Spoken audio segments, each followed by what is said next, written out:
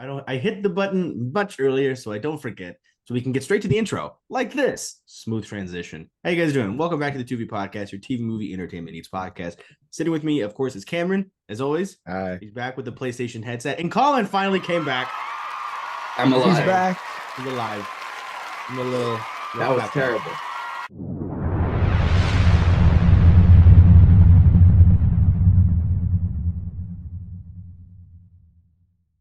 Yeah, how is food poisoning? It was not.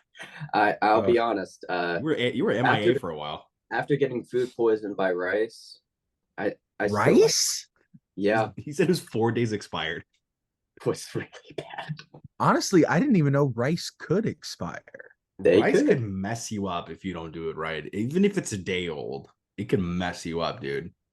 And that's not the Wild. first time I was food poisoned by rice. It was okay. He so keeps when coming back, no matter how many times they try and get a hit on him. there were so many circumstances on why I had to eat Like that John Wick. rice.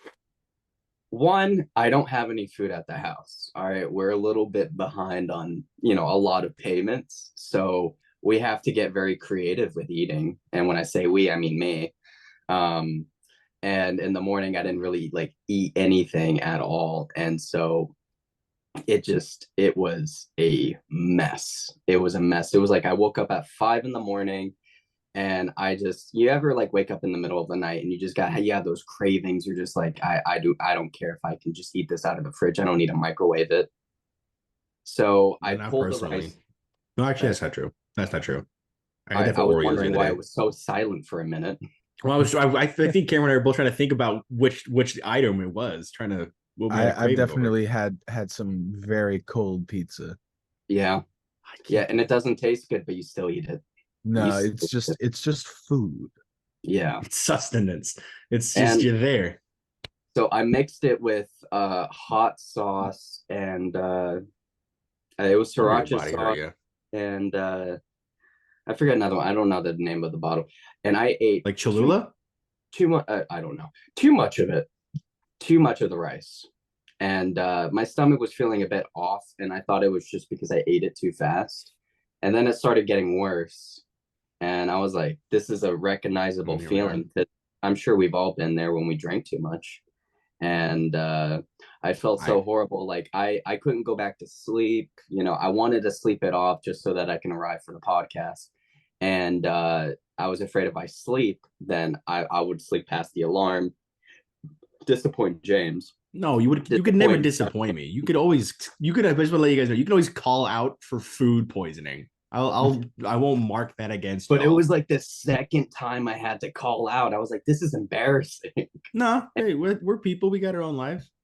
And then I texted you. I was like, hey, this is what's going on. And I was like, he probably won't believe me. I have to send him a picture Colin, of if you would have said my- anything else, I probably wouldn't have believed you. Like, I got abducted by aliens last night and it really messed with my schedule. Then I'll probably be like, think you're lying, bud. But food poisoning by rice is a Has that deadly happened to you before where you have to use that as an example? game. I still made it on time. It was me. Yeah. He made it on time just fine. He Yeah, dude, he made it to work at Epcot. I'm You know how popular hard with it the is? aliens. They like to probe me.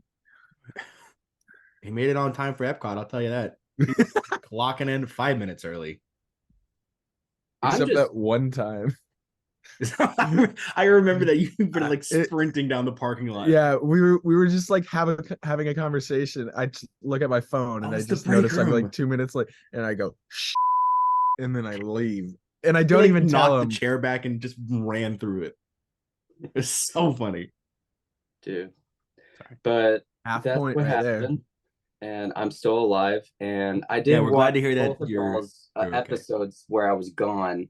And it made me happy. I was like, those were better. Those were No, better. they were not better, No. Colin. Come on, don't say that. I'm not even trying to fish for sympathy. I turned off my brain for a minute. I was just entertained. I was watching y'all. You guys were fun. Well, appreciate that. But let's get into these topics, shall we? I think after Colin's 5-star review of food poisoning, I think it's safe to say we bounced into episode 17. How's that? It was white rice. Wouldn't that have mold on it then? You could see it better. I I don't woke know. up in the middle of the night. I'll wait. I'll eat We were just 5-day old talking about rice and eating cold foods. yeah, I get you. Quick thing before we actually get into the first topic I wanted to talk about. When's the last time you guys listened to the Tarzan soundtrack by Phil Collins?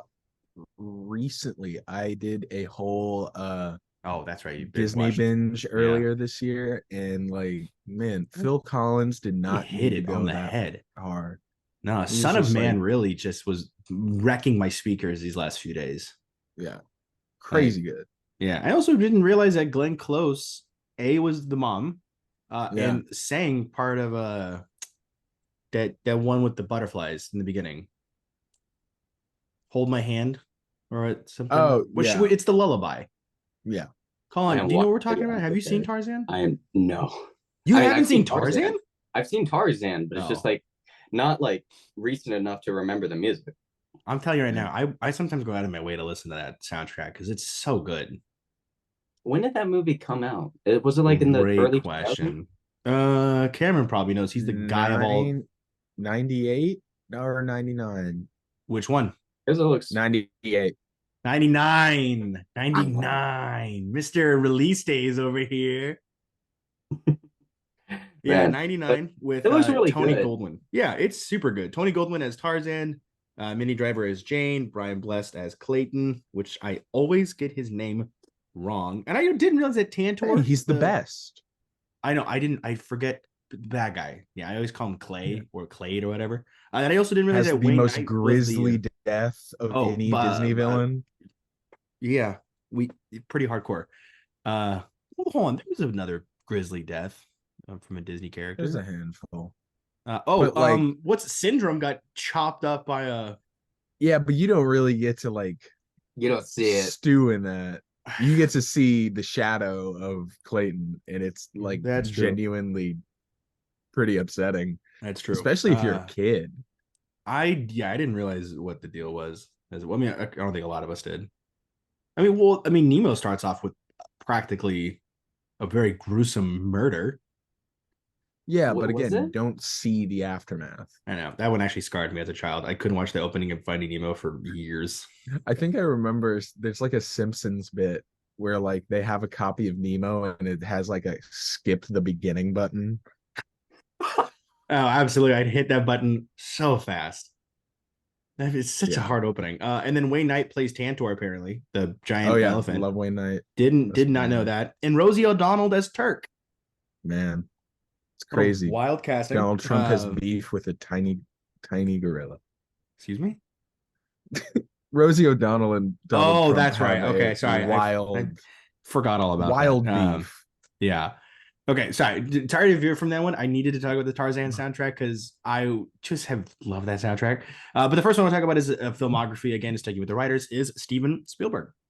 I think we all have a favorite of all time. Genuinely, like, captures the warmth of childhood and the fog of war pretty equally well. Before y'all start, you guys have to understand my favorite Steven Spielberg movie is E.T. all the way. Is it? Valid. That's my favorite. Wow. Cameron, what's yours? God, there's so many. There's a lot. Dare I say the most of any director. I mean, in terms of producer, he has 170 credits. He has I'm trying to get the whole. It's a long list. He has 58 directorial credits, and I think he has 27 writing credits. It's a lot. I think it may be recency bias. I really, really loved The Fabelmans. That's a good one. But I'd say before that, Raiders of the Lost Ark. Raiders. That's always that's a solid. I recently rewatched that. I feel like if I see the Indiana Jones movies, I'd be able to confidently say that those are my favorites. E.T., I'm just biased because as a kid, like, that was my favorite. Like, just having like an alien that like I have to hide, but he's my best friend. It's just such a warm, Drew Barrymore in that loving movie. She was the sister. Yep. Yeah, that's how she got famous. Yeah. Man. Pretty good one. But yeah, it's really weird to see her as like a little kid in E.T. Yeah. But in the show Santa Clarita Diet, she does some really dirty, It's a dirty wild, stuff. Yeah, she's a wild zombie, show. right?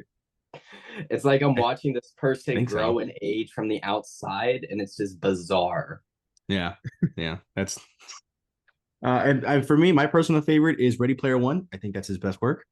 Really? No, 100% no. I just thought I'd get a I bigger was about reaction to from be you like, guys. what? Okay. I I'll- I just wanted a bigger I was reaction like, for you I guys. was like, I'm not gonna I didn't want to be be a mean. dick, but like, no, out of all of them, I was about to text you. You're stupid. no, Like I'm not gonna say it on the podcast, but I'll definitely say it. no, I'm text fine. you. If I say something like that, like the Pete Davidson as the Riddler thing, I'm fine with you guys calling me out for that. That was, again, both of them was a joke. No, Pete I'm actually Davidson torn. as Jared Leto Joker. That's more that was bad. appropriate. Did you hear that the guy David Ayer regrets putting damage? yeah. on... I was like, Now? you don't say. So funny, so funny. I don't think he regrets it now. I think he just talked about it now. But my favorite Steven Spielberg movie is a tie between Jurassic Park, Close Encounters, and Indiana Jones: Kingdom of the Crystal Skull. Again, totally Crystal? kidding. Totally kidding. No, it's Yeah, that check it and out. I Check had it it out. earlier. No, oh, and Raiders. So they're all great. I mean, really, everything past Nobody was, makes a blockbuster like Spielberg. no. Bridge of Spies was good. That's and Lincoln I was have really not good. seen His that. more later ones in the early. Colin, Yeah. Colin just sent me a text saying "burn in hell." And, at least he's sticking to it. The skeleton emoji. He did the fire. Yeah. Did you watch the new West Side Story? I did. What'd you think? I didn't. I'm not a big I musical thought- guy, so I didn't really jump on that. So I think everything that Spielberg does with it is beautiful. It's a gorgeous, gorgeous It movie. looked good. I just don't like West Side Story as a story. I don't like really any like of the West Side. characters. Like it's just like, what was my review? I think my review of this is like, all of this could have been avoided if they all just like Went home slept or with each something? other. Something like that. Yeah. Like, It was something that was very, very out there, but very true. Something like that. I don't think it was sleeping, but yeah, you had a very wild take on it, and I never really got to watch it. I said if they all just slept with each other instead of that knife fight, none of this would have happened. The knife fight I hear is pretty wild in that version of it. I hear that the original one is far better. Again, wasn't a big. I don't think so. I've seen the original too. The new one is better in basically every way. Well, then I'm just gonna probably wait for his version of Newsies, if that's the case. The Christian Bale one was fine. Is he making a Newsies? No, I'm just saying I'd like for Steven Spielberg to do a Newsies. Colin, of his latest ones. Oh, he did the Adventures of Tintin. I forgot about that movie altogether. Wow. Tintin is a crazy like amalgamation of people behind it. It's like directed by Spielberg and written by Edgar Wright and Peter Jackson. Edgar Wright wrote that? Yeah, Edgar Wright. Writers are Stephen Moffat. Oh, Stephen Moffat. Holy Moffat, God. Edgar Wright, and Herge. Herge with the tilde. Dang, I have to watch Adventures. Oh, Hergé. That's the guy who Thank you. came up with the comics. Yeah, and then I see that here now. And then Joe Cornish. Four writers. Joe Cornish. I think he also is one of But yeah, that was a wild movie when I saw it only Edgar once. Wright's boys. But Did you guys see the Corridor Crew video of them analyzing the Adventures of Tintin? That's when I wanted to watch it, because that was wild. I had no idea that Spielberg was a part of it, and it's hard for me to remember like commercials all the way like years ago, but like you guys sold me at Edgar Wright writing, and I was like, okay, this is going to be I've been meaning to rewatch it, but now knowing the writers behind Tintin it kind of make it better. Fantastic. It is the best Uncharted Andy Serkis movie. was the captain guy, wasn't he? Yes. Yeah, I remember that much. Again, the most a guy who's done more screen time without physically being there. Andy Serkis. Poor guy. He's a fantastic Man. actor outside of him being a gorilla. Or I What do think you mean? He's fantastic as the. no, I'm as saying C- outside of being a CGI character, as a person himself has also fantastic range. Gotcha. It's like he he's does. more than just the green suit. That's what I'm Man. trying to say. I'm glad he's getting more like physical roles like Yeah. Black Panther and Alfred. Andor. Andor's I hope he He's so directs good, something man. else besides that really The Venom. bad sequel to a alien goop guy. Like that Yeah. that I hope to see him and other directorial like positions, because he like with a person like him having that much knowledge and experience behind the scenes for decades and decades, you know for sure that he's been thinking about doing something, you know? Who would have thought the first one would have been Venom Let There Be Carnage? Oh, Whoever Cameron. thought that it was a good idea to call it Venom Let There Be Carnage? I don't know. He's Cameron. working on a new adaptation of Animal Farm. Okay, okay. Look at him Let him go. cook. Wow. Let That's him a cook. very Interesting. wild jump. The Yeah. animated Remember one, right? reading Animal Farm, right? From the 50s. I mean it's based on George Orwell's book. Yeah, that's the one. Yeah. Wow. Wild. You think it's gonna be like live action like the Lion King? I don't think that would be It would very not be. interesting It'd be at all. scary. It'd be very scary. I mean, that'd be more scary But than the Finding Nemo opening. But there's a lot of other didn't realize other movies. Sorry, that were Okay. yeah, I don't know what happened. Were directed by Steven Spielberg in the last 10 years, really. Minority Report, didn't realize that was him. I've seen that Yep. movie a handful of times. Terminal, that's a family favorite of ours. Like my entire family, we love that. It's the one with the I do it all the time. Tom Hanks, and Tom he's Hanks that just in an airport. he's in an airport, but it's inspired by that true story about the guy who couldn't go back home but stay in the airport. And then he also did the War of the Worlds with Tom Cruise. Man, War of the That's a Worlds good with Yeah. Tom Cruise is a weird movie. Underrated. I find, hold on, hear me out. It has a lot of problems, but Yeah, for some reason I enjoy it because I it's remember neat. it's childhood bias nostalgia, if you know what I'm saying. I will Like give you it's that. just it was a movie I watched when I was little. It has the same Spider-Man 3 effect. As a kid, you don't care about structure, good writing, or good acting. Mhm. You're like, I like this. Like for some reason, like my little stupid kid brain is making me enjoy this, so I'm just gonna enjoy the ride. Yeah. Well, hey, But that's kind of how we're all at. I will always laugh at the scene where Tom Cruise was trying to make PB and J's for the kids and just like threw it out the window and he was looking out. You guys remember that scene? He just got so Vivid. frustrated and he looked out the window and I was thinking, as a kid, I was like, "You're gonna have to clean that up." That's gonna draw an ants. So, Yeah. as very true as that is, out of the 58 director credits he has, 27 are sorry, he has 27 writing credits. Not all of them are for ones I would have thought they would actually be by. Colin, you may know this movie, Poltergeist 2015, the remake. He wrote that. Wait, what? Writer's credit, Poltergeist 2015, Steven Spielberg. You didn't have to. You didn't like that one? You didn't have to do that. I didn't think That you. movie I didn't was think you doomed. liked it. What in the world? That's the Hey, Sam it's got a Rockwell one. weird amount of like it's not weird on what he's written. It's stuff I never would have thought he would have written. Stuff like the Medal of Honor video games. Oh, it's because he wrote Poltergeist in '82. I was gonna bounce to that, but yeah, he wrote the one in '82 as well. Like he James, wrote calm the down. he wrote Cam got ahead of me. Yeah, he wrote the Medal of Yeah. Honor video games. AI artificial No, intelligence. he movie didn't. No, did. shut up. Spielberg did not write the Medal of Honor video. He created the Medal of Honor games. Oh my And god, That's he wild. helped write it.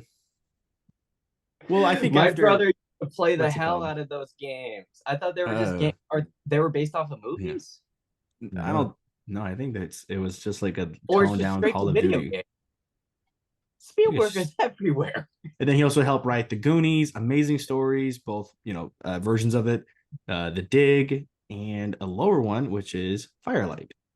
So a lot of good stuff on there. But Definitely the most shocking one in my opinion was Poltergeist in the Medal of Honor. Would have never guessed. All right, to ask you guys a question, have you guys seen the remake of Poltergeist? No, I have not. Okay. I'll tell you this. it looked Not as a good great as you're making it sound. It's not a great movie, but there are a couple of like camera like tricks and shots. Like you know the little girl, she's like, they're here, and she just that stupid little kid gets sucked into the TV. Mm. Well, like when she's like in that like ghost dimension kind of thing, there's this really cool effect where there's this lamp and everything was like getting like all messed up. The parents are freaking out. They're like, "Where's my little girl?" Whatever. And there was this cool thing where like her shadow was on the wall because of like a lamp was on the ground and you could see her like just running up it's hard for me to describe to make it sound cool, but when you're there, like that's like one of the few like little breadcrumbs where I'm like, okay, this is kind of cool. But it just gets bogged down with unnecessary, like they have to go into the ghost dimension and there's CGI demons everywhere flying around. And the thing is I don't have a problem with CGI. It's just when it gets to that like ludicrous level of like, you know, big bombastic. Because I remember Poltergeist, the original, being slightly different and more.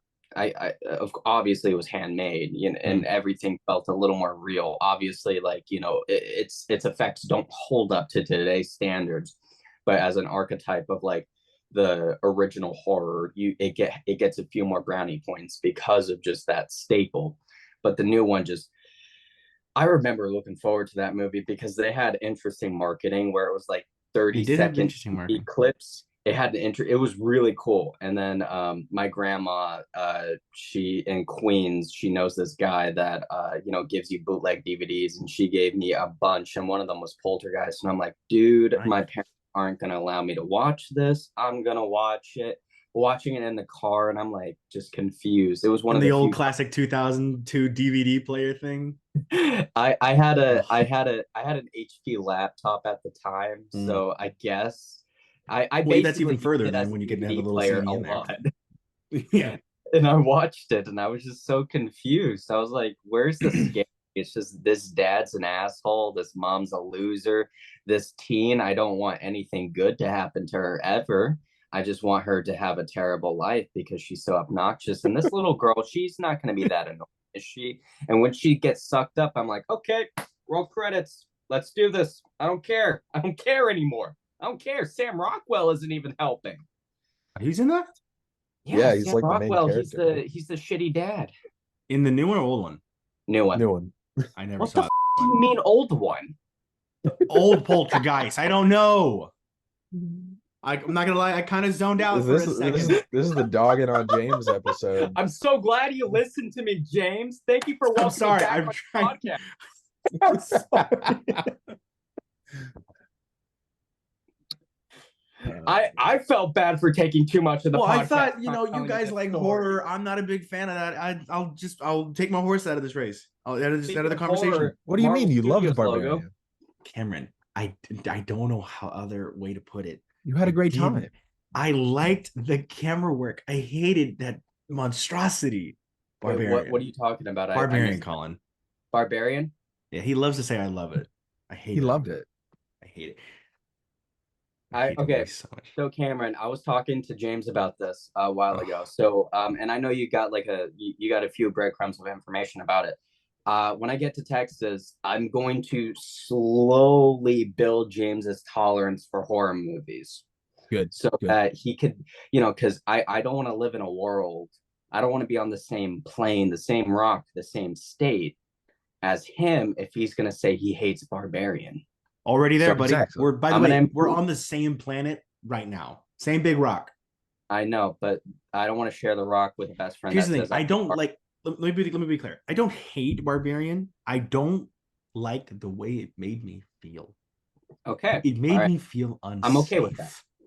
Unsafe is how I Yeah, felt. that's how horror movies are supposed to make you feel. And That's why it's good. And like there are moments where I'm like, okay, that was neat. And the other times where I'm like, let me leave. Like I couldn't. Any movie that makes you feel strong emotions is doing its job well. Thank you. I know, Cameron. I get it. That's the point. But I just couldn't. I came out a changed man. Like when I was in my apartment that night, and it was a very liminal space where there was no one in there. I'm like, oh, I'm dying. Like I couldn't. Was it the nipple sucking that turned you off? Let me be clear, guys, for people listening. Not a literal. It's the bottle. Hard to see how that could turn someone on. I mean, oh, that's the in Alabama. It's a very big niche, but it's not a like nipple. It's the little end of a bottle, like a baby bottle. It's what it's called. No, but then when he doesn't drink it. Oh no, I know, and then like the loud. Which the whatever. I can't. It's bringing back memories. I can't. Before we move on to the next thing, there are some other Steven Spielberg movies I do want to bring like attention. Sloth in the gore movie. Yeah, that's Sloth's mom, or divorced wife. Oh my god! Oh man, Sloth was impotent. She couldn't. Sloth's ex-wife. Yeah, that's great. Before we move on to the next topic, I do want to bring some attention to some Steven Spielberg movies. The Twilight Zone, the movie. It says director segment Kick the Can. Of course, like Colin said, E.T. the Extraterrestrial. The Color Purple from 1985. Empire of the Sun. Of course, we have Hook with Robin Williams. Which Empire of the Sun, debut of Christian Bale. Yeah, great movie. Really good movie. And Hook, personally, I don't hate it. I don't hate it. All right. I feel like everybody agrees that Hook rules, I was going to ask the you critics got it question. wrong. Yeah, I think that's a really good movie. So I know Cameron, he watches everything. Mad respect. James, you love almost everything. Not except even one genre. And I just had to ask. So Hook is notoriously known, at least that's how I see it, as like a good movie with terrible bad reviews. Yeah, that's what Cameron was just saying. Am I weird by like saying that? Because I genuinely like the archetype, the idea, the story of Peter Pan coming back into the real world and aging and having to come back to his youthful childhood, like innocent, becoming Peter Pan again, but in an adult body. Like that stuff, it's great. That makes Phil Collins was in the movie. What? God. Sorry, I had to say that. Phil Collins, Inspector Good. Big Phil Collins day Peter on the podcast. It's a big. I didn't realize Phil Collins was gonna make us circle back. Sorry, what were you saying, Colin? Oh, wait, so Phil Collins. I haven't seen the movie in forever. Just again remembering it from like my child. Frankly, I don't even know who Inspector Good was. I'm assuming he was probably like in the human world, like he was inspecting, because it's hard to believe that in Neverland they have FBI agents. No, I think it's because it takes place they go to London, right, to see the grandma, right? Yep. So isn't that what cops are called, or like I'm detectives? Not the grandma. That's Wendy, bro. Oh, that's right. It was Wendy. I forgot how Wendy looked. Was she? She looked like a lady at the beginning of Titanic. It's Maggie Smith. That is Maggie. Wow. Yeah, I'm just beamed through this cast real quick. So Dustin Hoffman is Captain Hook, Robin Williams is Peter Pan, Bob Hoskins is Smee, Julia Roberts is Tinkerbell, Hoskins. What a man there. Yeah. Maggie Smith, Granny Wendy, and Caroline Goodall for Moira Banning. And we also have Dante Basco as Rufio. I mean, Dante Basco. He's a solid Rufio. Dude. I met him at a Comic-Con not too long ago. No way. Yeah, he got to hold my Stormbreaker that I had here. That's rad. Cool. It was super cool. I was like, and you only pointed at the end, but we know what you mean. Well, yeah, it's off screen. It's where this part of the. Can I? Don't do that. We're gonna be unmonetized. Whatever. But I think Hook is another good movie. If you guys haven't seen, guys being listeners, it's good. Trying to find the last one I had, and they keep messing. I do think that.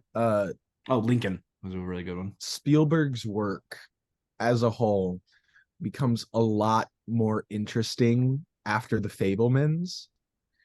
Especially you can see how he treats family dynamics, especially stuff like Close Encounters and like stuff like that. It's very interesting to go back and rewatch his stuff with the lens of Fabelmans on it. Yeah, that's why I like looking But behind the scenes stuff about movies either that have been out or coming out, because I feel like that enhances your experience as you watch it. yeah, Like understanding um the process makes it better. yeah, Because I mean his writing is very it feels personable. Like you feel like there's always a connection in most of these movies that you feel like, especially yeah. one like Schindler's List, where they have raw emotion, with Liam By the Neeson's way, character. want to say he made Jurassic Park and Schindler's List in the same year.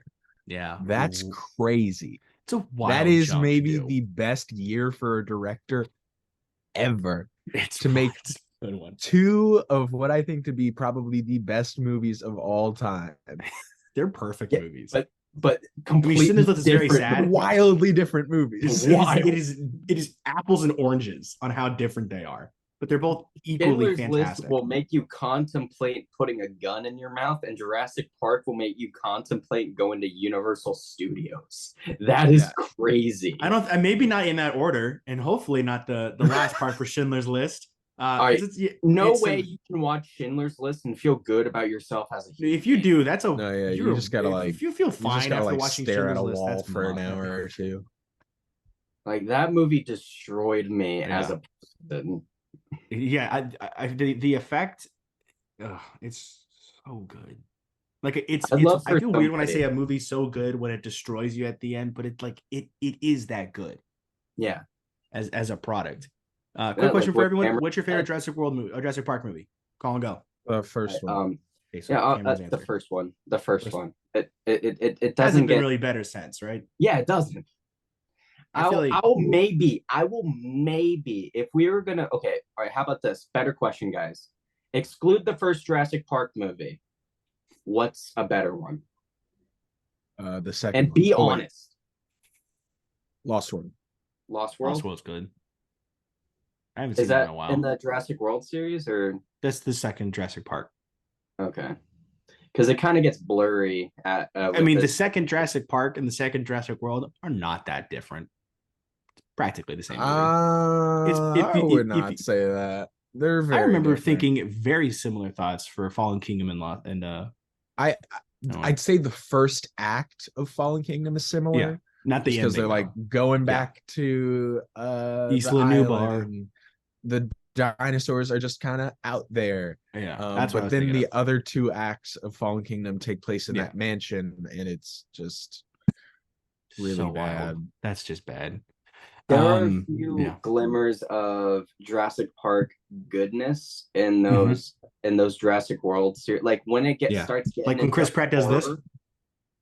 No, when it starts diving into like a little bit of horror territory, like in the it's you remember the marketing for like the second movie where it was the claw in the door. Like that's some of the stuff that that's how I felt watching the Flash movie. It's that, why are you doing this? You have you've given me 2 minutes of solid entertainment. Now the other 2 hours you're gonna give me bullshit. And it's just it's clear that is it hard? Is it hard for you to make it? Is it hard for you to write this? Gosh, and I'm not even that much of a Jurassic Park fan, but I'm a fan of a dinosaur eating somebody. Man. That's what I want. That's my thing with the Jurassic World movies, man. Like I was pretty okay with Fallen Kingdom being like not great, because at the end, the spoilers, little clone girl lets all the dinosaurs out, and she's like, "'Cause they're like me," and I'm like, "No, they're not." Like when she said they're like me, I'm like, shut up. You beat me to the punch. I thought that little clone girl, as good as everyone acted in the movie, as best as they could. Are you gonna out an egg? Yeah, like you. No. But like I was okay with that, because I was like, cool, there are dinosaurs just out in the world now. The next movie is gonna be like dinosaur apocalypse. There's no way they can mess up dinosaur apocalypse. That's gonna be awesome. Locusts. And then nothing happened. I actually didn't even watch the third one. I never did watch the third one.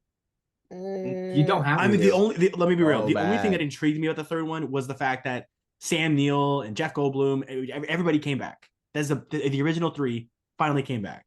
That's the only thing that Yeah, intrigued me. but When it's they're kind on of screen, the sad. movie feels alive, but that's it. That's nice. That's it. I felt like Sam Neill. He looked. Believe it or not, and this is just my feeling. And I'm sure that he had a different feeling on set. I'm sure it was really nice for him to be back with, I forget her name, but also with Laura Jeff Dern. Goldblum. Yeah. Yeah, Laura Dern. Like, I'm sure it was great for them to all reunite. But like with the script and the lines he was given, I was like, I genuinely felt like, is he? It's not. It feels off. It feels very, very weird, and it Yeah. gets much weirder when like Chris Pratt and Dark Phoenix lady and Clone Girl, they all come back and they start Oh, talking to Bryce each Dallas other. Howard. Bryce Dallas Howard. I'm sorry. I'm not She's a trying to. fantastic Dark director. Phoenix? Come on. You know? You're thinking Well, of I Jessica know she Chastain? is. I think know you're she thinking is. Jessica Chastain. It's just I Or was thinking Sophie of Turner? Oh, I was Or thinking of Famke Jessica Chastain. Jensen? Jessica wait, Chastain Sophie and Turner? Bryce Dallas Howard, but do not When tell was me Sophie it's not Turner in football. Jurassic World? No. Oh, were you just trying to He put said the Phoenix Dark to the? Phoenix, and I was Okay, like, okay, sorry, there's sorry. No, I was I like, said I the don't Dark remember there's there like being three a movie. redheaded people involved with Dark Phoenix. Am I being racist? They're white. That's not how that works. Clear? Am I in the clear for this one? No, Colin, you're just confusing your actors. That's not Okay, cool. okay. Anyway, like Moving on fastly from that one. Okay, Quick, right, just that's before fine. but before I change the subject, say one nice thing about Ready Player One, Cameron. Um, And it can't be the cameos. that's all the movie is. Well, you got to say something nice. I got it. Save it.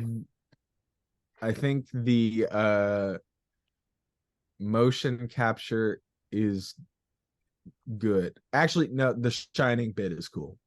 Okay. Okay. All right, he didn't steal it. So James knows I'm a crier. And Which is so shocking. yeah, I'm not gonna say it. I already said it a lot. Yeah. So I genuinely think one of the coolest, if not the coolest scene is towards the end where I forget I'm gonna call him Clark Kent because he managed. It's the main guy. You remember? I read the book. Yeah, so did I. I don't remember it. I loved the book. I genuinely loved the book. I think that just says more about played by your Tyler attention Sheridan. span. All I remember about the book is that there was like 2 pages of just him describing. I was like, this is that was weird. A weird book. I was reading that part in school. I gotta read that book. So anyway, just imagine Tyler Sheridan. Why didn't they include that in the adaptation? Frankly, this movie is not faithful to the novelization of the So hey, as much as that is true, I'm glad they left that part out of a lot. But what's your bit? Say the thing. So it was when the main kid he meets the creator, and I forget what it was, but like it's just like the guy, like there was just like this sad aura around him because he was like an outsider. He created this game. And the moment that really broke me was when he was like, "Thank you for playing my game." And it destroyed me. I was like, it's a very nice moment. That was so cool. That was such a nice, and I think like, you could see like a tear coming down like over the mask. Yeah, out of Parsifal's mask as he's holding the golden egg. Spoilers. Actually, no, I don't care. It was spoilers, him holding the golden egg. He's crying. Yeah, and to piggyback off yours, Mark Rylance, I'm saying that name right, is a fantastic standout in this movie. His acting is fantastic. I think he was a really good choice for Anorak, who is the guy who created the Oasis, and Simon Pegg. He was a fun addition too. There was like a stretch there where Spielberg just loved working with Mark Rylance. Yeah, like he was a the Bridge of Spies, BFG, Ready Player One. Was he in Lincoln? I bet he was in Lincoln. I don't think he Ready was in Player Lincoln. One. That's on. I feel like that's on Max. Max. It's on Max. Okay. Yeah. Right, cool. But the Simon Pegg, Mark Rylance, their chemistry is great. Mark Rylance is crazy in Bones and All. What an insane performance. James loves that I movie. hate that movie so much. It seems so, it looks so dumb. And I saw I read, someone posted it, the ending of the movie. I'm not going to spoil it here because for the people who want to watch it, fine. But I genuinely, I will never watch that movie ever. It's actually pretty good. I like it. Okay, sure. I'll take your opinion and pocket it for later. Non-spoilery, all I will say is this: for those people that love a movie where they say the title of the movie, you get 2 moments where you go, "That's the name of the movie." Yeah, and they're not great. They're not. They're so not bad. fun. It is like trying to fit a foot into a shoe that just won't go. Like it doesn't work. Ever since you told me you watched that movie, James, I never watched it. I never watched it. Watching it now. I watched the trailer and I read the ending, and that is it. I skipped to the last page. I How couldn't. movies are supposed to be watched. Cameron, not every single one is. Okay. That Wait, one's did on you my watch list. it or did you not? I never watched it. I'm never gonna watch it. Hey James, you you just gave me a vial of kryptonite. You dumb. Hey, got up. We're moving on. To kind of do the ending of this, to continue with writing, Ivan Vellani, who performed as Ms. Marvel in the Ms. Marvel series on Disney Plus, is writing a new Ms. Marvel series with Marvel. If I say Marvel one more time, I may explode. Well, Marvel. But for those who may not know, for those who are not reading the current Spider-Man series, spoiler warning, here we go. She dies in a Spider-Man comic. Yeah. Not even her own. Nothing heroic in her, like he's saving her town, whatever. She dies in a Spider-Man comic for one panel. They give her one panel and call it quits. Now, I think after realizing that was not maybe the best decision, she's coming back with Iman Vellani writing the series. And I think that's a good choice having Iman. She is so well-knowledged in Marvel. She's been correcting a lot of things that's been going on. Like she was correcting Kevin Feige for the MCU universe being 1999999 and not 616. I think you really rolled off those nines very fast. Yeah, that was impressive. I've been rehearsing. I think though Iman is good. I think Iman's gonna do a good job. I don't know when it's releasing. All I know is that she's writing. Yeah, I think I'm excited. Smart. One at a time, please. She has a great grasp on the character from her performance. I think Iman is like very good at that. So very interested to see what she does. That's all you got? Yeah, basically. Is it my turn now? Yeah, it's your turn now, Colin. Yeah, I cut you off. What are you gonna do about it? All right. Not show up next week. New Marvel. Yeah, that's fair. This is kind of a swan song for Colin, isn't it? Oh no. So all I will say is with Miss Marvel dying, that was the only part where it's like I don't see any like issue with that because Marvel comics have been like killing off their characters and bringing them back like all the time. 16 years now. Not even longer. In a very non. Death is inconsequential in the Marvel universe. At this point, there's only a few canon things: Captain George Stacy, Gwen Stacy, but that's loose because we have Spider Gwen, and Uncle Ben, and all these like you basically can't kill off the characters and bring them back if they're essential to their origins. But like you can shoot Spider-Man dead in the face and then like the next couple of issues it's just going to be him in a ghost dimension working his way back to getting back into reality. Oh man, I have to come back alive. Great power comes great responsibility. What about my aunt who's a 90 years old who's basically walking out of heaven's door as we speak? Oh my God, Mary Jane.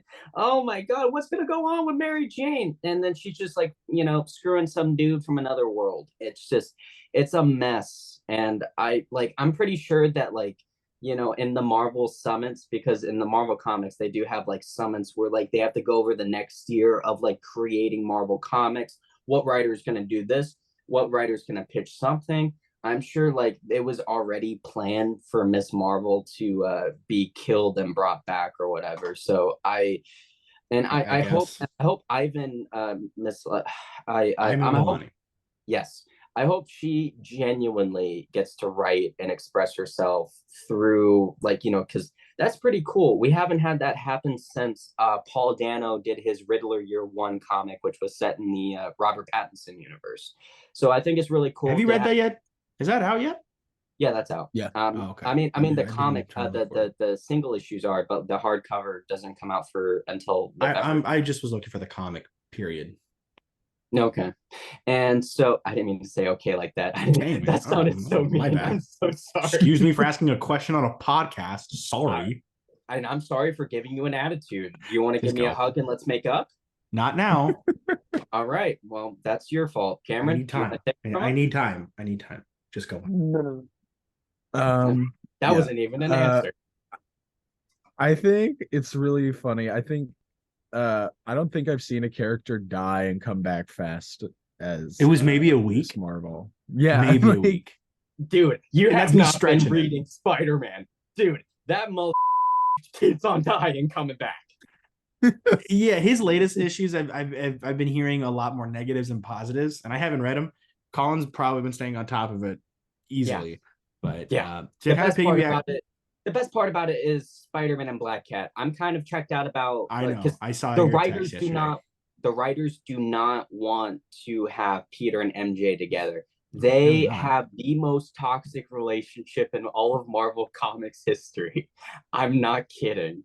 It is insane the trajectory they're going on. At this point, I just want Peter to be happy and date somebody that like checks all the boxes. Black Cat seems to be that, but I mean, I can't have my hopes up too high because they keep on switching out girlfriends like it's. Does this need to be cut? man. That is 100% not being said on the. To piggyback off comic books, there was a new issue that's coming out. I think we're all buying in some variation, whether it be digital or physical. Wolverine versus the Predator, which is Hell yeah. wild. And before we get on to what this story could possibly be, I do want to mention a few other ones that I think are pretty unique, and I don't know if anyone knows about them. I don't know about some of these, but here we go. So this isn't really like no order of what is better, what is worse. It's just the order I found them. So we have Alien versus Predator versus the Terminator. Already the big three of movie villains. It's pretty good. You have Jason Voorhees versus Leatherface. Okay. Pretty unique. Transformers He's already versus the taken on Terminator. Freddy. That's quick work. Yeah. Transformers versus the Terminator. Okay. That'd be kind of sick. I kind of like that. I like that. Godzilla. I mean, actually, no, the Transformers like will the stomp Transformers them. would wreck. Easy. Yeah, you would. I Easily. would. But I do want to see a Transformers. Transformer with Cyber9. Not Cyber9. Is it Cyber9? Yes, it's Cyber9. Cybertron? No, I think it would work the company better. that built the Terminators. I am not. Oh, Skynet. That's what it is. Transformers Cyber9 is, I think, is Power something else, right? Rangers. Transformers versus Power Rangers. Transformers No versus Power connection? Rangers? Oh no, Yeah. Cyberdyne is They have also a Megazords. thing. Oh, Cyber9. Okay, that was, I think that's the Terminator. It was the Terminator, but I think it's the Cyber9 Systems. I think that's the company that made it. Colin, sorry, I was trying to figure out this answer. What were you saying? I was literally saying Transformers versus Power Rangers. They have Megazords, and there's That also would a be sick. ton of other Power Rangers teams. They could all combine forces and fight the Decepticons. Transformers versus Power Rangers versus Voltron. See, that would be sick. And I'm glad you guys are mentioning the Power Rangers because the next one is the Mighty Morphin Power Rangers versus Godzilla. Actually, that's rad. That's cool. Cool. We Yeah. have Superman versus the Predator. We have Batman versus aliens, so the Xenomorphs. We have Predator versus Alien versus Judge Dredd. Batman versus Predator. There was Actually, a really good... Colin, you almost got half of it. Batman versus Judge Dredd. And then we also have DC versus Marvel and the Invincible Spider-Man crossover comic, which might come to fruition in season 2 of Invincible. But I was also right because there was a really cool Batman versus Predator comic that came out in the 80s. It was drawn by the art. It was written, I believe, also drawn by the artist who worked on Watchmen, Dave Gibbons. And it was a really cool setup, and it had a really cool payoff at the end where the Predator, Yeah. I forget how it is, but like he essentially wasn't going to kill Batman anymore or hunt him because like he found like respect for him. Like, you know, there was like a genuinely Cool. like hunter to hunter respect where he's like, yeah, good game, good game. And then he just like Game he recognizes eat it game. out. Yeah, game recognized. It did come out in 91, by the way. So you're right there. I think you said 91. But yeah, a Wolverine versus Predator. That's a sick idea. Enough said. It is. Who do you think is gonna win? Well, Let's say there is a Wolverine. winner and not this Predator. whole mutual agreement between Predator and Batman thing. One's I walking feel like away, Wolverine's gonna win. I right? think it's gonna be a grueling fight, but Oh, he's gonna take it. yeah, he's gonna definitely use that laser cannon to like blow it like hole in his chest. Oh yeah, Like the I ceiling think factor that, is gonna have to come in clutch. and I texted you guys this in the Tu-Vie group chat. I really hope they do not team up. I hope it's just a solid like fight, like, you know, and it's just like Wolverine Cool. constantly like working in the jungle, you know, like trying to hide, trying to survive, and there's just this internal dialogue, and maybe he's like, if I didn't have this healing factor, I would have been dead 15 times by now. Like this guy is way better than me than I've never been hunted by this or encountered a hunter. That's a thing. That's a line in the comic panel they released was like saying, you know, I'm usually good at what I do, but it's not starting to feel that way now that I'm hunted. Yeah. Sick way to introduce the Predator. I can't wait. I can't wait. It's gonna be Benjamin. I don't know when it's Percy, releasing what a to. good writer. Yeah, pretty good. Now the next thing I want to go is to ask you guys this: what would you want to see as a crossover? Because I know we were just saying the Power Rangers versus the Terminator versus Godzilla versus God or whatever we were saying. But I think a good comic book crossover is needed after this because there's some good ones out there. So I want to hear you guys. Cameron, can you go first so I can have time to think, or do you need time to think? Give me like 5 seconds. I'm thinking of something stupid. James, have you put any thought into this? Like, Put a do little you bit. know? I put a little bit. I just thought two unique teams I would like to see kind of go together. And I'm not saying anything big, but like a fight to the death kind of thing. Scooby-Doo and Ghostbusters. See, no, hard no. Fight to That'd the be death. funny as a cartoon, but I'm not. I mean, who's gonna, dude? Ghostbusters would murder the Mystery Machine. They would kill them. No MCU crossover is a versus bad their comic crossover. counterparts. Do you guys know there's a Punisher and Riverdale crossover? I swear to God, you can look it up. It was a I forget the redhead. What's his I think name? Riverdale Jughead? just ended. Jughead? No, isn't it? Jughead the guy with the crown? I don't know. I Yeah, don't Jughead know. is the guy with the crown. It's Archie. Yes, Archie. Oh, It was Archie and Punisher crossover. gross. And it's really shocked. Nope, that's gonna get me canceled. I can't say that. Don't say it. Period. My idea was gonna be a brief kind of small thing. It would be Team from Invincible versus the Umbrella Academy. That'd be rad. Comic book Umbrella That'd Academy. be fun. Like kind of unique plot, but that's kind of like, I don't know. It's not, you know, the greatest idea, but I think it'd be kind of neat. All of the like actual Mortal Kombat characters, all like the cameo fighters against each other. Like, So Peacemaker versus Homelander versus Alien versus Rambo versus Terminator versus Spawn.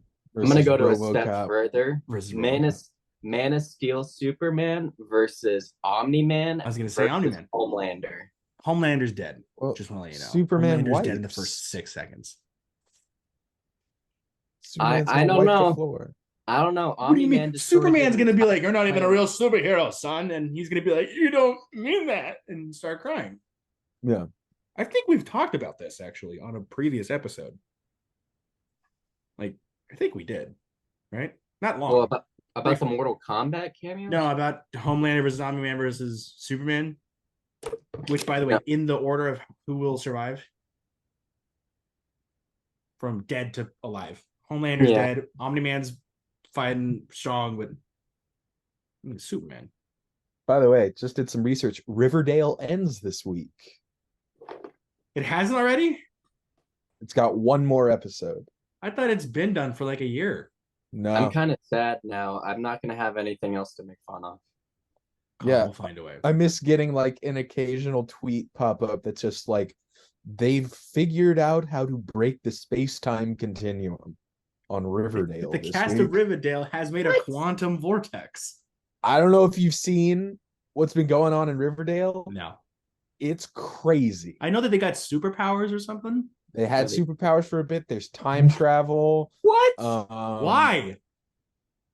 Why They is there are like time travel? stuck. They're stuck in the 50s right now, I think. Hold on, time out. I think you're confusing Agents of S.H.I.E.L.D. with No, Riverdale. I am definitely not. This is your line, right? Archie went and served in Vietnam, I think, for a bit.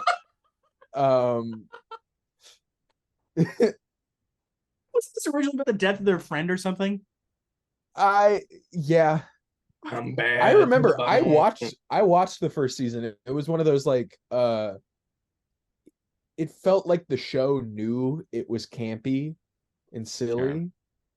So I enjoyed the first season, and then the second season started and I realized that they didn't know that. You thought it was parody until the season 2, episode 1, where Archie gets, shower in his dad's blood after watching him bleed out. Sorry, whoa. Yeah, what? That's what happened. Okay, so Archie's dad. Sorry, I'm scared to ask for details. It's not that bad. It's just stupid writing. Okay. So Archie's dad gets yeeted right in front of him. He's bleeding out, and he's like, "Oh no, my dumb So fucking when you mean father, by you mean like beat up? No, I will get to it, my friend. So Archie's in the hospital. He still has blood all over his shirts and clothes because it's a CW show. So you have to have your father's blood all over your clothes, or else you're not going through pain. And so he goes back up. I forget her name. Is it Veronica? It's the whatever. So it's one of the Riverdale cast members. She drives him to his house. Archie's in the shower and he's crying because he's like, "Oh no, my dad." And she comes in naked, gets in the shower, and then they start. Oh yeah, that does happen. I remember that. In the dad blood, juice floor. Yeah. Right. Yeah. That was the original way you brought it up was much worse. That's not any better, but it's not. It's weird. I don't know. It's a weird three-way, my guy. Another deleted scene. You did not just say that. Riverdale, and then apparently once I stopped watching, they proceeded to jump shark after shark after shark after shark until they were just flying. It wasn't a shark, it was a megalodon. The only thing I remember, so I never actually. It's probably the last episode. They're gonna fight a megalodon. Actually, I want to see Jason Statham and a megalodon fight the cast of Riverdale. That's my comic book crossover. Hell yeah, that's a good. That's crossover. The kicker. I remember there was an Archie zombie apocalypse story. That's cool. And it was pretty popular. Wow, good for them. The last thing I remember, so I never did watch the show. I was at my girlfriend's friend's house. We were all there for a birthday or whatever. Her mom was watching it, and I walked in, and they're sacrificing a baby or something. Good. Yeah. Good. Yeah. Hold on. No, but we don't know the baby. The comic series is called Afterlife with Archie. Wow. It's pretty great. Actually. Yeah, no, that'd be cool. The Walking Dead and an Archie crossover. That'd be unique. The Walking Dead. Are you guys watching the new shows? I want to. I don't know if they're out yet. I know that Dead City is out, and Negan and Maggie, they're teaming up to rescue Maggie's kid. That's a pretty cool premise. I haven't seen it yet. I don't know where to see it. I think it's on Hulu, but I can't afford Hulu. Cameron, you watching anything like that? Watching The Walking Deads? No, I've never really been into The Walking Dead. I've really occasionally kept up with it when that Negan lineup with the bat scene was happening, I was like following that pretty closely just because I was like, I want to know who dies. Um That's when I stopped. But we're yeah. not gonna say. By the way, we're not gonna say who was the chosen one there. But that's when I stopped watching it. I wouldn't Yeah. I wouldn't consider it the chosen one. Well, okay, I know it's a bad choice of words. I meant the person that they chose to unfortunately kill off. Okay. It was a very unfortunate thing. Sorry. Kind of like oh, My bad. I'm the chosen one. Beat me. Okay. But as far as shows, been watching the new season of What We Do in the Shadows. I'm actually catching up on season 3. I watched this Idris Elba show on Apple TV Plus called Hijack. Yeah, that was good. It was fun. I liked it. I rewatched Ted Lasso seasons 1 through 3 in about a week. Again? Yeah. That's understandable. Okay, it's a really good show. I needed to feel happy, man. That show just I get that. I get that. you know. You guys have a favorite episode of that series? Yeah, I do. Oh. Wow, what's yours? Mine was when Coach he goes on his own little quest. And that is a good episode. That was I don't know what it is. It's so euphoric when he's in that like club and the song now you just say hello and he's having the hula hoop and he's like dancing and it's just you don't typically see it's a really it's one of those like it doesn't even feel like a filler episode because it feels so much more special. Yeah. And it brings a lot back to the ending. And it had a really great lead up too, because the episode prior to that was when Ted was on the phone. Spoilers, 3, 2, 1. Ted was on the phone with his therapist, and he was being honest about like his father and about like his father did kill himself. That was the first time we ever heard anything like the reason for his father passing away. Yeah, and it's that climb, like you can't watch that episode on its own. You have to like, it merits much better if you're along for the journey. And I remember watching that episode and I was like, whoa, like this show is different. Yeah, it definitely changes the tempo. My favorite Ted Lasso is the season finale of season 1. Wow. I hope that kills you. Wow, that's a good episode. One. It's a really good episode. Personal favorite for me is the Christmas episode. Yeah, that was a nice one. That's a very good one. I love that one where the little kid is talking with Sam, and he's like, Sam's like, what did Santa Claus get you for Christmas? And the kid's like, the Nerf fight. The Nerf fight was funny, but he's like, what did Santa Claus get you for Christmas? He's like, oh, it's okay. You don't have to, I don't believe in Santa. He goes, what do you mean? He's like, there's no way he can deliver presents in one night. He's like, but he doesn't do it in one night. He splits it up into 24 different time zones. So his power is not speed, it's persistence. The little kid goes, wow, he got me a bike. And he's like, cool. And just that little interaction, I feel like, is like what makes the heart of the show so like connected. I feel like it's great. Higgins was underrated. He's underappreciated. Higgins is Jason that dude, Sudeikis. Is that dude? Yeah, opening his home on Christmas for players who don't have the family to celebrate with, and they had the surfboard be the table. We're spoiling this whole show. It's a good one. I know we're past crossovers. I got another one. Ted Lasso versus the Watchmen. No, Ted Lasso and the teddy bear from Ted. So Ted versus Paddington.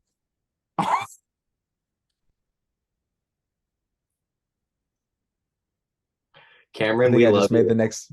Paddington is gonna drown Ted in marmalade, dude. Hollywood, make it happen. Bar fight, everything.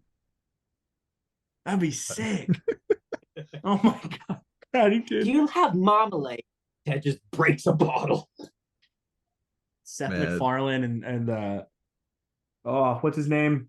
He played Q. Mark Wahlberg. No, the guy that played Paddington. Oh, Ben Whishaw. Thank you.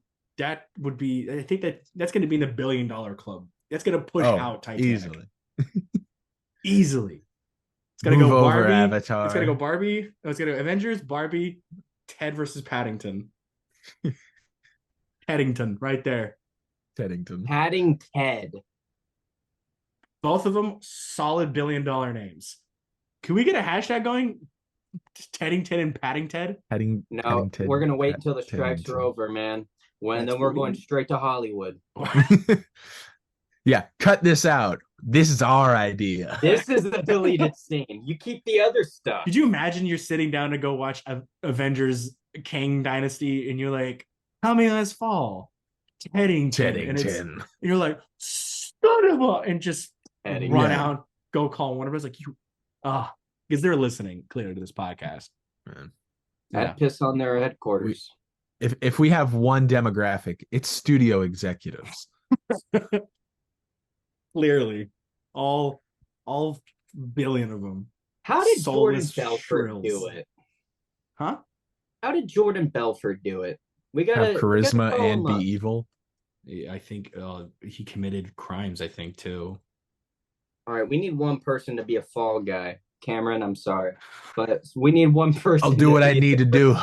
I'll take care of it. James, we need the face of the business. You're the face. You're Walt Disney without the anti-Semitism. Okay. All right. Hey, man. Coming from hearing that with former cast members in the call, it's very. I was thinking it's been a fun podcast. As somebody who's worked for the Mouse, when we were doing traditions and they were like, Walt Disney's such a great guy, I was like, I could hear the air of the room be no, he is not. I was like, he built a nice park. Yeah. He's just he made some cool stuff. I don't know. I don't think we were in the same room during traditions, which is what they call. I think you came a week after me, didn't you? No, we came. What day did you go? 13th. Okay, I did. Never mind. Because I did not know that. But yeah, when we went, there was like when you get your name tag, they have a certain So it's a cult. Yeah. If you take away the reality, but as we're waiting around getting the orientation stuff, I hear everyone like gasping and everyone freaking out. I'm like, what is happening? Because I'm in the back of the room and I can't see what's going on. All of a sudden, this giant mouse walks in. Everyone starts erupting with just excitement. I'm in the back, like, it's like that's our boss. We're all excited to see our boss here, and he blesses the name tags. I'm like, guys, it's 1 billion degrees outside. I'm wearing jeans. Can we wrap this up? Firehouse. How'd he bless them? Like, what'd he do? He just did this. He was like Salt Bay over the name tag. Pixie dust. Salt Bay with pixie dust. Salt Bay with pixie dust. I feel like that's all we can say because I think that we're gonna get the snipers drawn on us. Right? We didn't. Was there an NDA? No, I didn't think we did. Okay. Here's how to get into Disney World for free. You jump the gates. Start running. If you're gonna exploit me, let me talk about it.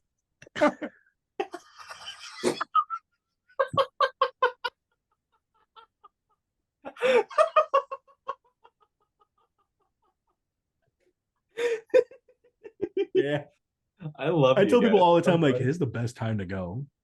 You can get Tower Terror and Rise of Resistance in 1 hour. Yeah, that was a wild day. I don't know if I ever told the story on the podcast. Cameron never. I'm pretty sure never heard it. So James, you know about what's Animal Kingdom ride, the Yeti ride, right? Everest. Is this what you called me? Okay. Yeah. So I'm moving in with him, and me and him, we have a pretty good relationship now, but back in the day, no. By the way, him not being me, his brother.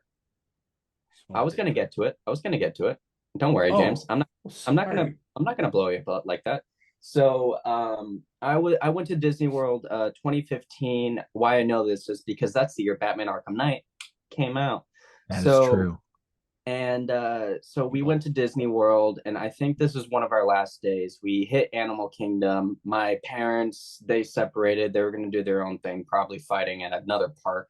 And I was with my brother and my sister. And this is when I was still very young and annoying, trying to find my personality, but also this is sounding like Fred, looking like Fred too.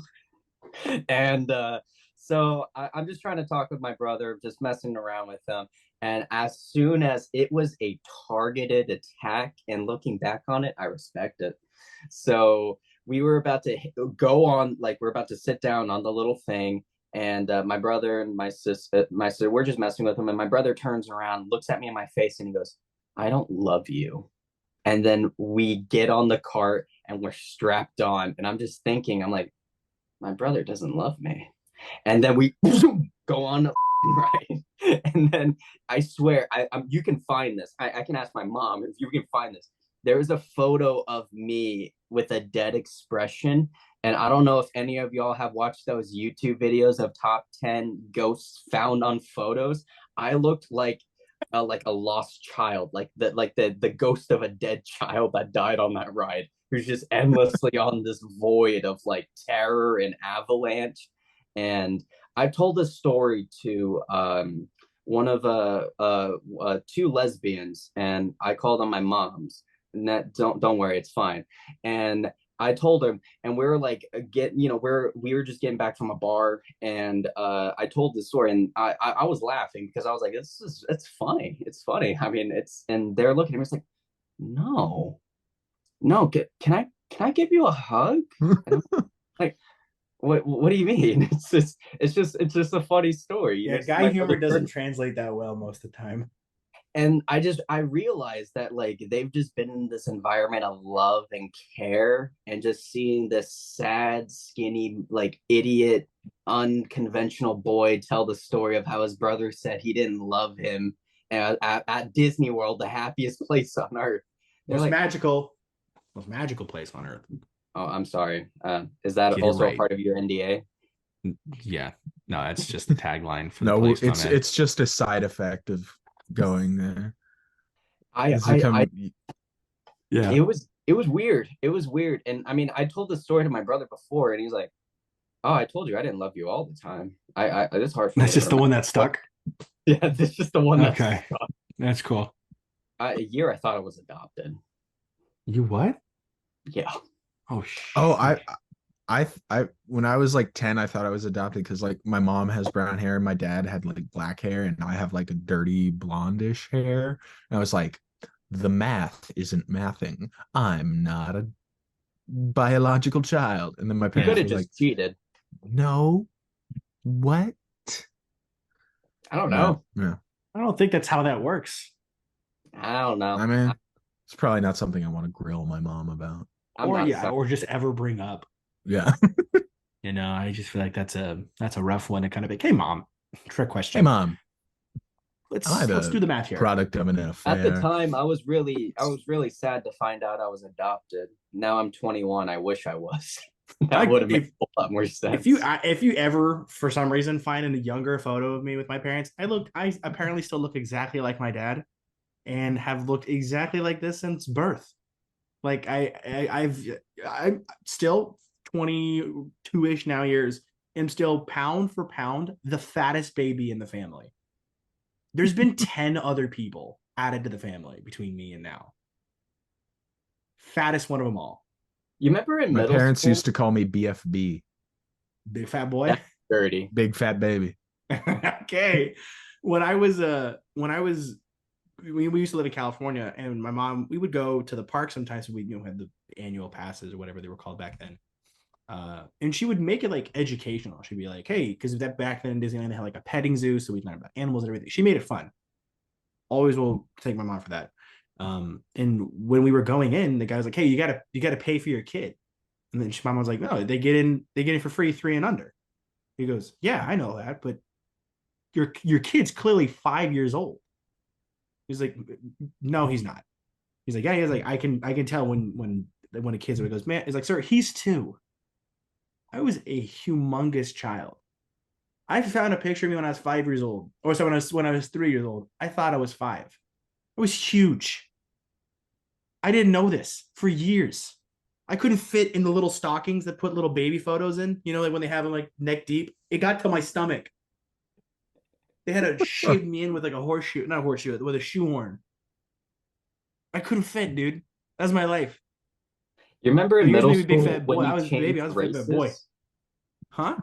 Yeah, you changed races. Your skin kept on changing to different colors. It was What are you both talking like about? strawberry and yeah, we had a conversation about this. I don't know if you Growing remember. up? But yeah, growing up in Oh, middle that's right. school. I had very red cheeks growing up. But like people thought you were like I don't know the right way to say it, was like Spanish or Mexican. Like it But just yeah, you know like so apparently when I was younger, I used to swim a lot as a little kid. And apparently whenever I would swim, indoor outdoor, I'd get a weird tan.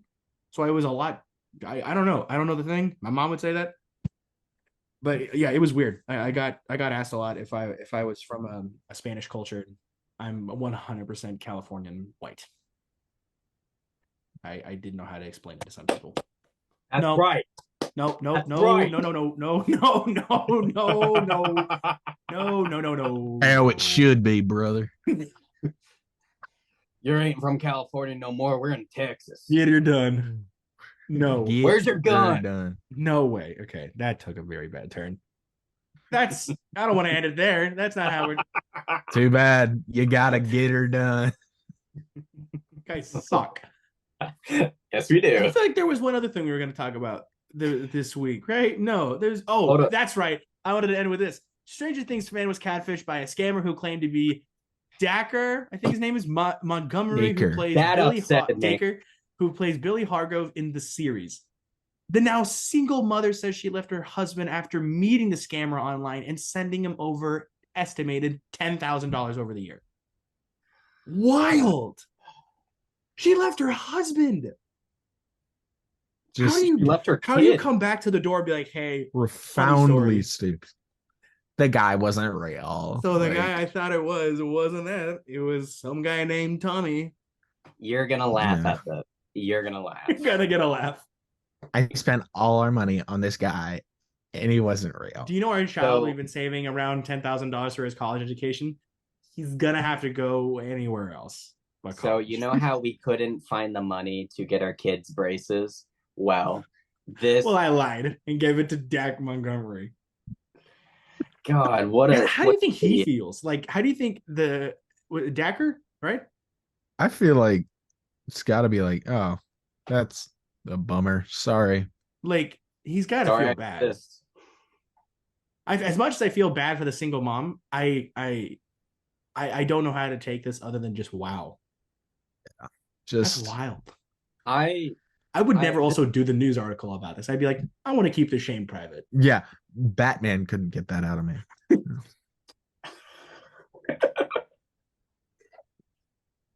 Like my head under the Batmobile's wheel, I would not say a word. I also know exactly what you're talking about, Cameron, with Yeah. the Riddler interrogations from Arkham Knight. I'm glowing green. Batman I ain't just- telling anything.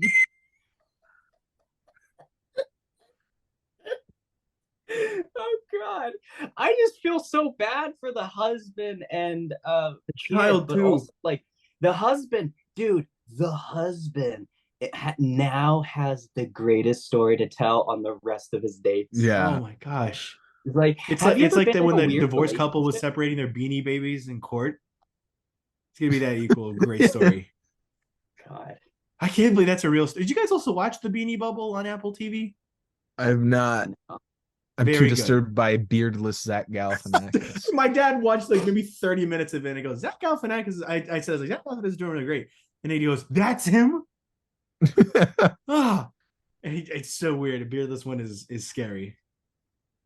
All right. Yeah, that's where we're gonna end it. It's episode 17 of the Tu-Vie podcast. Thank you guys for listening. It went a little longer than planned, but Yeah. thank We you had to guys for get her listening. done. We had to get her done. There, you guys can check us out on TikTok, Instagram, and as for now on Threads, we're all there. Tu-Vie podcast. Colin's dancing for some reason. You guys can also check out the rest of these podcasts. it was a good on Apple- episode. on This Apple was a good Podcasts episode. and Spotify. Good Yeah, episode. next week I gotta talk about more stuff. I got nothing planned. But we'll see you guys next time. Talk about something. Probably.